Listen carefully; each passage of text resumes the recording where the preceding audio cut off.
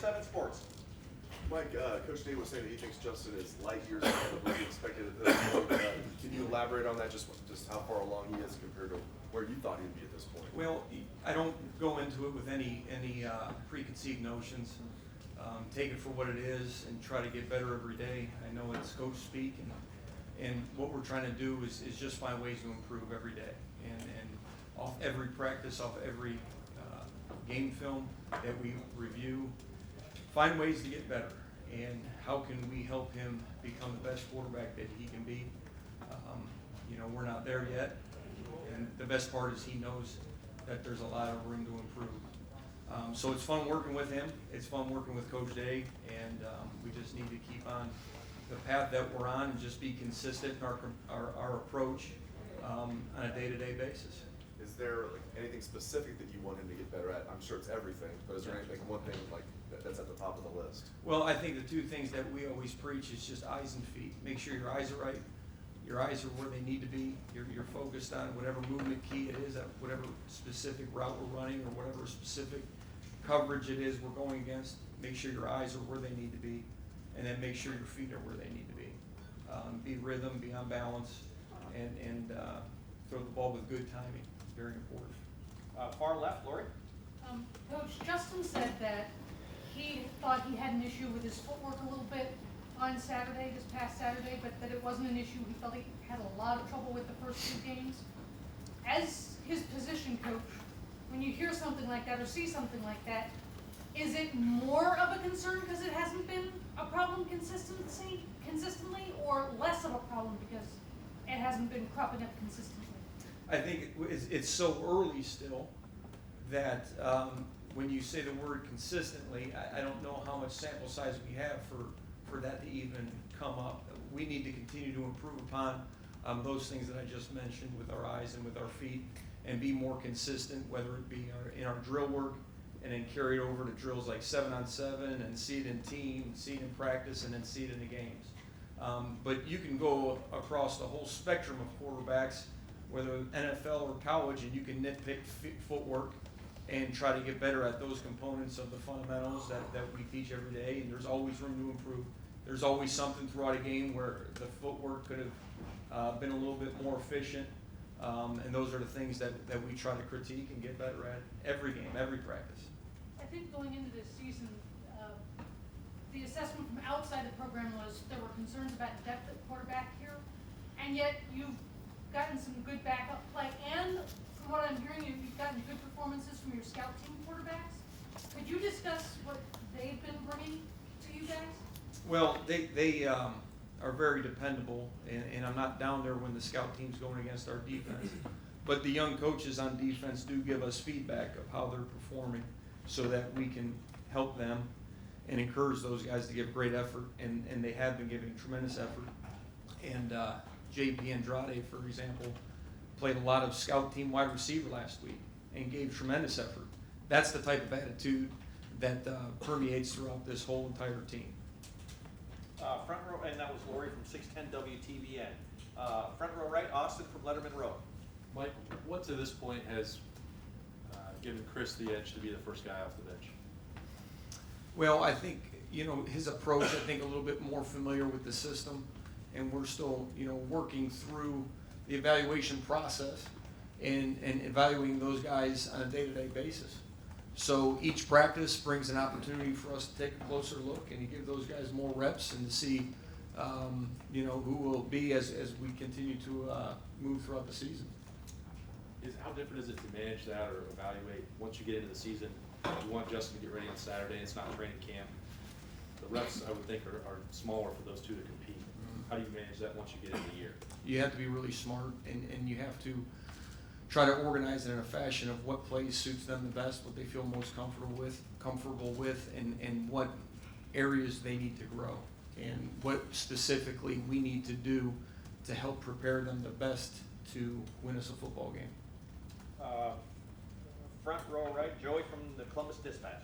Mike, is there a point in the season where you need to settle on a backup quarterback, or is that something you don't really, a bridge you don't have to cross until your QB1 were to be missing for an extended period of time? I guess, how do you kind of? I think the repetitions are so precious, that is very important to come to that conclusion. At the same time, it's in our best interest to keep two guys competing against one another and trying to bring out the best and making sure that we're sharpening our skills as much as we possibly can, and then getting the guy ready as well. So it's a balance between the two. Front row right, Tim from Letterman Row. Yeah, Mike, as you watch your receivers and stuff, what are you seeing develop from that group? Are you seeing them playing better as weeks go on with Justin, when Justin breaks the pocket, et cetera? What are you seeing from that? And then specifically, Chris Olave seems to be taking it up a notch. What's your view of him? Well, he's a very explosive receiver, and he's very consistent. And he practices really hard, and his want to is extremely high. He wants to get better every day, and he wants to find ways to improve. And I think that group has a very unique style in the fact that we have a lot of experience and we have some youth. And I think the mentorship is very strong in that group. And the younger guys understand that there is a lot of room to grow, and there is a lot of room to learn and to continue to develop their skills. And so they look up to the experienced guys in that room, and they're learning from those guys, and the older guys are mentoring them. So I think it's a good balance with youth and experience, and I think that's making for a really, really strong unit. Yeah. And one other thing, you got a wife and young daughter, right? I mean, Yes. when you go home on a Saturday night and you get a chance, do you watch a lot of football? Or do you try to pollinate the flower, you know what I mean, a little bit, your own brain, et cetera, as you're watching? I mean, that didn't come out right, but you know what I'm saying? I was wondering where you're going. Yeah. Are you trying to learn every week when you get a chance to watch other college teams play? The TV's always on, and it's football, and I'm having a new remote. You know, when you move, you're not used to the remote. Yeah. So we got a last channel on the remote, and the last channel doesn't mean back. You know, so it's got me all jacked up. So I keep on yelling at the TV. But yeah, I'm trying to watch as many games as there are on and spend time with the family, and it's all fun. And you know, now that we're back home, you know, we usually have a big crew at the house, and we're hosting somebody. So it's a bunch of fun, and happy to be back and have a lot of family around after the games. It's awesome. Fourth row middle, Patrick from 247 Sports. Yeah, Mike, how have you seen Justin grow as a leader since he's been here 8 months now, played in 3 games? Just how has that grown? I know that was an important thing you guys talked about before the quarterback battle. It looks like he's taken some strides that way. I think every leader on a team needs some street credit. You know, I think you have to produce to a certain amount of degree. You know, and he's produced, and I think he feels more comfortable commanding the troops and taking control, and I think that confidence has always been there, but now it's outward. It's more outward. It's not just an inner confidence. I think people can see that, and he's got a I don't know if you call it a swag or just a presence about him that I think players take to, his teammates take to, and there's just I don't know if comfort is the best word, but there is that reliance in your teammate, and the confidence that they have in him and that he has in them as well. And it's a two-way street. And I think his confidence is building in his teammates, and his teammates are building confidence in him, and it goes back and forth, and that creates a very strong unit and team, and I think that's can continue to build. I don't think that the leadership amongst with the quarterbacks is where it needs to be. It needs to continue to grow, and that starts with our room. And this is a long journey that we're on, and we need to continue to work every day at it. Second row right, Tony. Mike, the running game's going really well, which has seemingly made the under center play action stuff really effective right now. How would you assess that whole deal right now with that? It starts up front with our guys up front. They're doing a great job coming off the ball and establishing the line of scrimmage. And our tailbacks are doing a great job coming downhill as well. I think any time that you can line up under center and allow your tailback to get a full head of steam and hit his gaps and be able to have a little bit different viewpoint, getting the ball deeper and getting them downhill, it can help your run game at times, depending on your schemes. And I think Coach Stud, all the coaches have done a great job in that room, Coach Wilson included, Coach Alford, getting the right schemes married up with what we're choosing to run, and that's a big component of it as well. You don't want to spread yourself too thin. You have to have your majors and really try to focus on those particular schemes and not be too broad, because then you get, you're jack of all trades, master of none.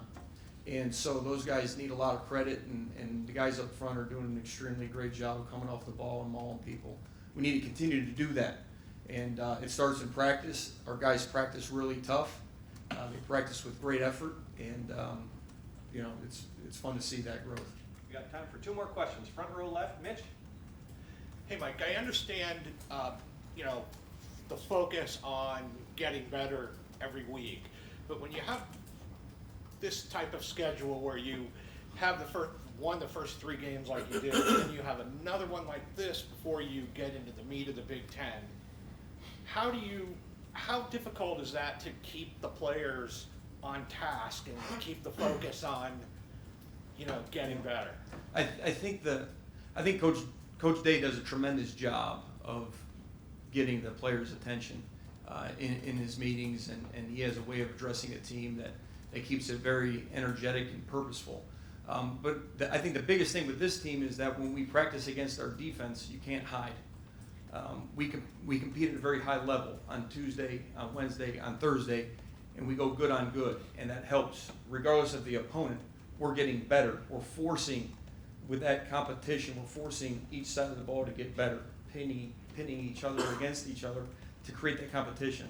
And I think that's really important, and that's what goes on here. So regardless of the opponent on Saturday, it's the process of Tuesday, Wednesday, Thursday, good on good, great reps, full speed, toughness, effort, and you see good results. And final question, second row left, Bill. Like, for the average college quarterback, I guess, how difficult is the throw from the far hash to outside the numbers? Because Justin makes it look really easy sometimes, and how much does his ability to do that open up things for your offense?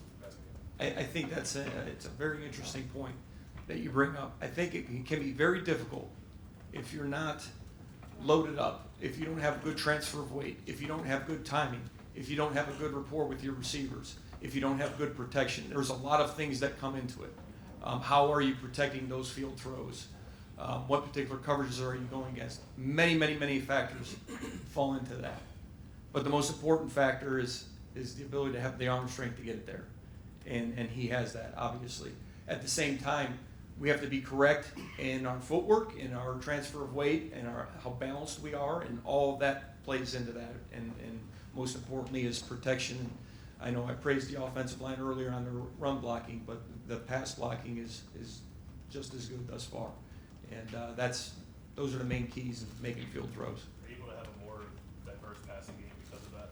You can attack basically the entire field? I think so, yeah, for sure, right? You're not limited in certain ranges and certain types of throws, so you can attack all the areas of the field that you need to. Yes, sir. Coach, I got one more. Sorry about that. That's Front row all right. left up.